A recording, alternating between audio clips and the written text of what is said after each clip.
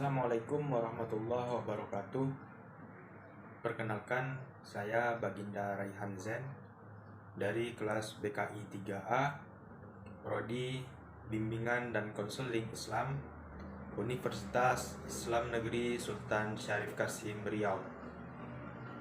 Nah, di sini saya akan mengerjakan dan menjawab pertanyaan untuk pemenuhan tugas berupa ujian tengah semester dan ujian akhir semester mata kuliah model-model konseling. Nah, di sini ada 8 soal. 4 soal pertama itu adalah untuk UTS dan 4 soal kedua adalah untuk UAS. Soal yang pertama, jelaskan teknik-teknik yang dilakukan dalam pendekatan psikoanalisis, asosiasi bebas, interpretasi, analisis mimpi, dan interpretasi atas sentensi. Nah, untuk jawabannya adalah asosiasi bebas merupakan teknik yang digunakan konselor untuk mengupayakan konseling atau klien menjernihkan serta mengikis alam pikirannya dari alam pengalaman dan pemikiran sehari-hari, sehingga konseling dapat mudah untuk menggunakan pengalamannya di masa lalu. Metode yang digunakan dengan cara mengungkapkan pengalaman, masa lampau, dan penghentian emosi yang berkaitan dengan situasi traumatik di masa lalu. Nah, untuk interpretasi, memiliki fungsi dari interpretasi adalah untuk mendorong ego untuk mengasimilasi bahan-bahan baru dan mempercepat proses pengungkapan alam bawah sadar secara lebih lanjut. Interpretasi yang diberikan oleh terapis menyebabkan adanya pemahaman dan tidak terhalanginya alam bawah sadar pada diri klien. Lalu untuk analisis mimpi adalah prosedur atau cara yang penting untuk mengungkapkan alam bawah sadar dan memberikan kepada klien pemahaman atas beberapa area masalah yang tidak terselesaikan.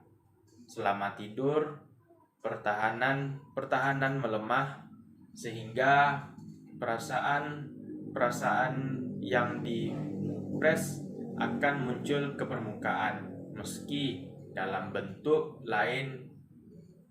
Nah, Freud memandang bahwa mimpi adalah jalan istimewa menuju ketidaksadaran karena melalui mimpi-mimpi tersebut hasrat-hasrat, kebutuhan, ketakutan tak sadar dapat diungkapkan.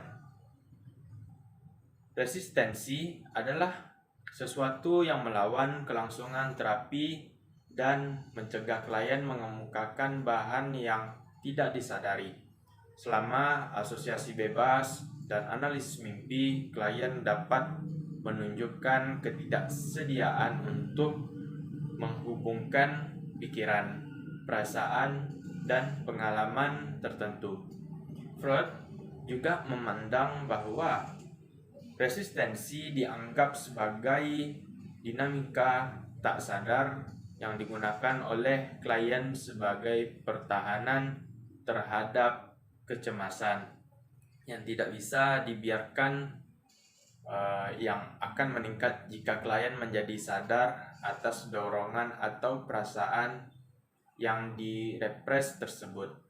Yang kedua, jelaskan penyebab neo-Freudian memisahkan diri dari Freud seperti Alfred Adler dan Albert Ellis.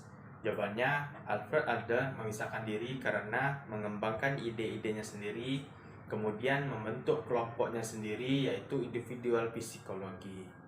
Nah, perbedaan prinsip Alfred Adler dengan Freud, yaitu Freud memandang komponen kehidupan yang sehat adalah kemampuan mencintai dan berkarya.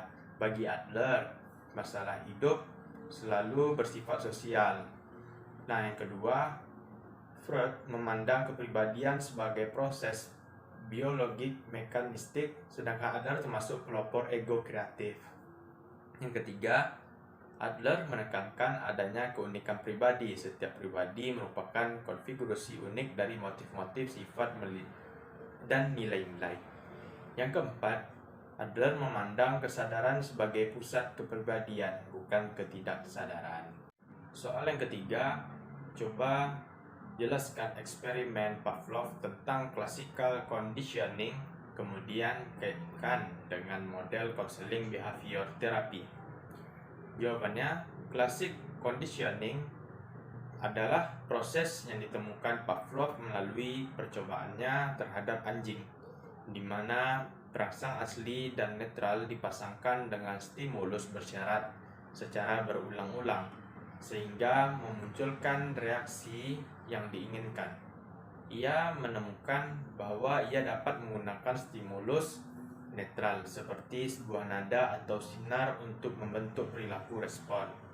Eksperimen-eksperimen yang dilakukan Pavlov dan ahli lain tampak sangat berpengaruh pandangan behaviorisme, di mana gejala-gejala kejiwaan seseorang dilihat dari perilakunya. Hal ini sesuai dengan pendapat Becker bahwa yang paling sentral dalam hidup manusia bukan hanya pikiran, peranan, maupun bicara, melainkan tingkah lakunya. Pikiran mengenai tugas atau rencana akan mendapatkan arti yang benar jika ia berbuat sesuatu. Bertitik tolak dari asumsinya bahwa dengan menggunakan rangsangan tertentu perilaku manusia dapat merubah sesuai dengan apa yang diinginkan. Kemudian, Pavlov mengadakan eksperimen dengan menggunakan binatang atau anjing karena ia menganggap binatang memiliki kesamaan dengan manusia. Namun, demikian, dengan segala kelebihannya, secara hakiki manusia tentu sangat berbeda dengan binatang. Kesimpulan yang dapat dari percobaan ini adalah bahwa tingkah laku sebenarnya tidak lain daripada rangkaian refleks yang berkondisi, yaitu refleks-refleks yang terjadi setelah adanya proses conditioning, di mana refleks-refleks yang tadinya dihubungkan dengan rangsa-rangsang yang tak berkondisi, lama-kelamaan dihubungkan dengan rangsang yang berkondisi. Nah, apa hubungannya? Hubungannya itu di mana gejala kejiwaan seseorang dapat dilihat dari perilakunya. Hal ini sesuai dengan pendapat Becker bahwa yang paling sentral dalam hidup manusia bukan hanya pikiran, peranan, maupun bicara, melainkan tingkah lakunya. Soal yang keempat, jelaskan konsep dasar dari model konseling rasional emotif terapi. Konsep dasar yang dimiliki oleh model terapi REP yaitu bahwa seseorang berkontribusi terhadap munculnya problem psikologis.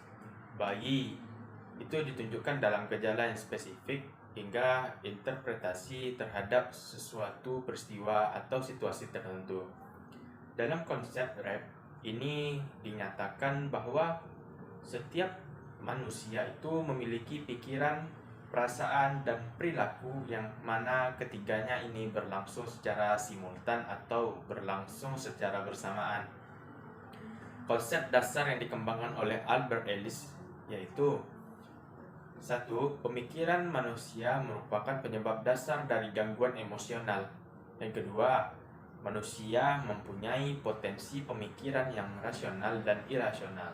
Yang ketiga, pemikiran dan emosi tidak dapat dipisahkan menurut konsep dasar yang dikembangkan oleh Albert Ellis.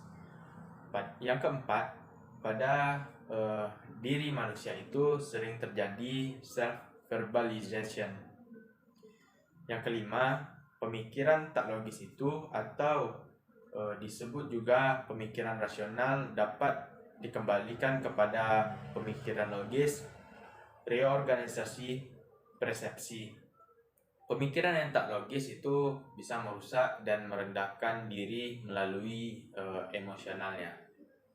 Soal yang kelima, jelaskan perbedaan model konseling Carl Rogers dengan model konseling Threat and Factor jika ditinjau dari hubungan antara konselor dan klien. Jawabannya adalah konseling Carl Rogers menekankan bahwa prinsip terapi ini tidak hanya diterapkan dalam proses terapi, tetapi prinsip terapi ini dapat diterapkan di berbagai setting seperti dalam masyarakat. Titik berat dari PCT meningkatkan keterlibatan hubungan personal dengan klien. Terapis lebih aktif dan terbuka, lebih memperhatikan pengaruh lingkungan. Trio D ini memperkenalkan unsur-unsur yang penting dari sikap-sikap terapis, yakni keselarasan, pandangan, dan penerimaan positif, dan pengertian yang empatik sebagai persyaratan bagi terapi yang efektif. Sedangkan Threat Factor merupakan pendekatan konseling yang mengacu pada pemahaman diri peserta didik mengenai karakteristik dan sifat-sifat yang dapat diukur melalui tes psikologi yang bertujuan untuk menggambarkan serta memecahkan masalah dalam pengambilan keputusan karir. Soal yang keenam, jelaskan teknik-teknik yang digunakan dalam model konseling Gestalt. Yang pertama, ada permainan dialog. Teknik ini dilakukan dengan cara klien dikondisikan untuk mendialogkan dua kecenderungan yang saling bertentangan, yaitu kecenderungan top dog dan kecenderungan underdog. Misalnya, yang A, kecenderungan orang tua lawan kecenderungan anak. Yang B, kecenderungan bertanggung jawab lawan kecenderungan masa bodoh. Yang C, kecenderungan anak baik lawan kecenderungan anak bodoh. Kecenderungan otonom lawan kecenderungan tergantung. Yang D, kecenderungan kuat atau tegar lawan kecenderungan lemah. Nah, yang kedua, latihan saya bertanggung jawab merupakan teknik yang dimaksudkan untuk membantu klien agar mengakui dan menerima perasaannya daripada memproyeksikan perasaannya itu kepada orang lain. Menurut Gestalt, akan membantu meningkatkan kesadaran klien akan perasaan-perasaan yang mungkin selama ini diingkarinya. Yang ketiga, bermain proyeksi. Proyeksi artinya memantulkan kepada orang lain perasaan-perasaan yang dirinya sendiri tidak mau melihat atau menerimanya. Mengingkari perasaan-perasaan sendiri dengan cara memantulkannya kepada orang lain. Sering terjadi perasaan-perasaan yang dipantulkan kepada orang lain merupakan atribut yang dimilikinya. Dalam teknik bermain proyeksi, konselor meminta kepada klien untuk mencobakan atau melakukan hal-hal yang diproyeksikan kepada orang lain. Yang keempat, teknik pembalikan. Dalam teknik ini, konselor meminta klien untuk memainkan peran yang berkebalikan dengan perasaan-perasaan yang dikeluhkannya.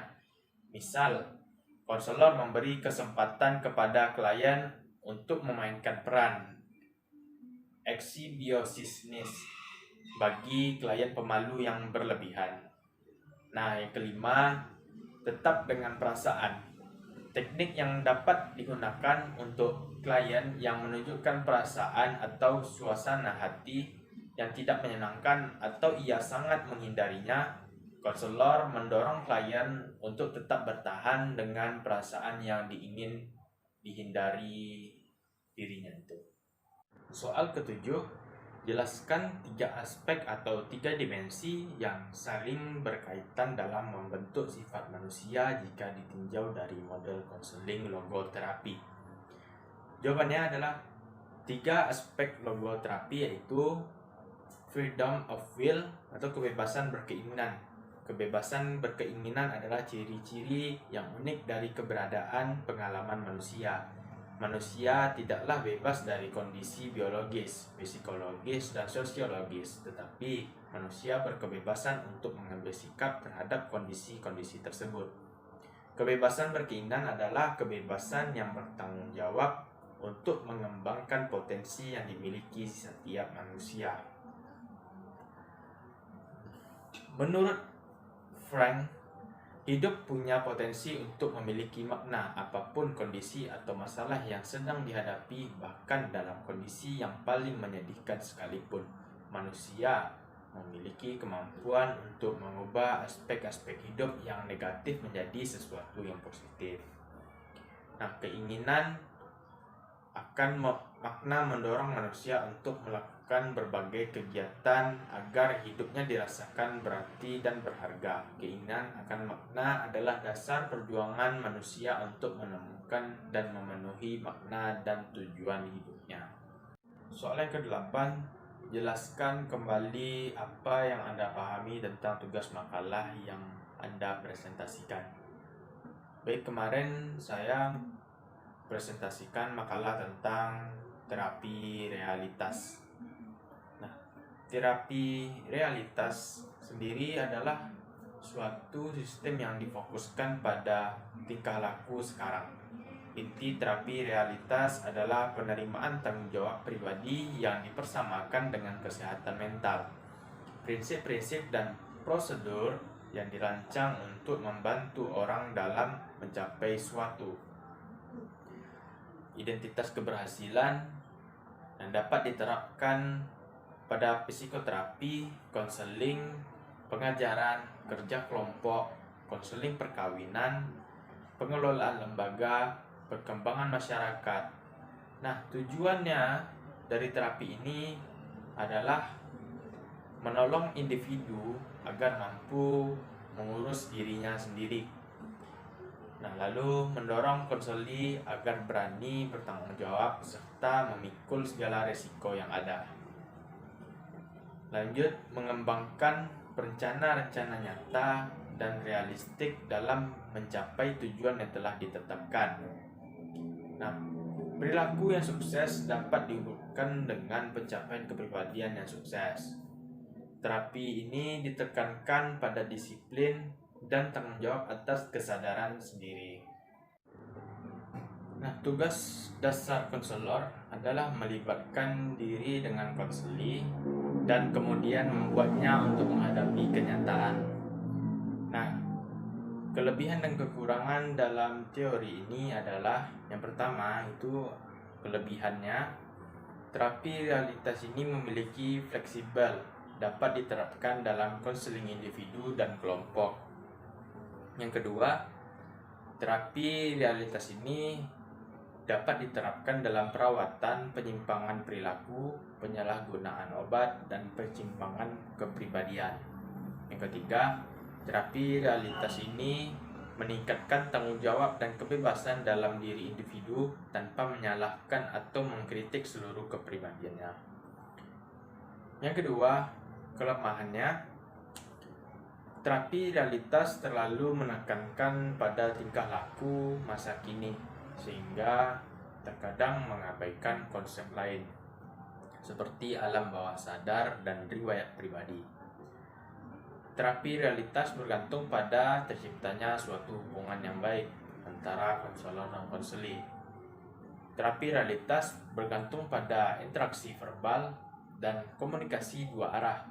Pendekatan ini mempunyai keterbatasan dalam membantu konseli yang dengan alasan apapun tidak dapat mengekspresikan kebutuhan, pilihan, dan rencana mereka dengan cukup baik.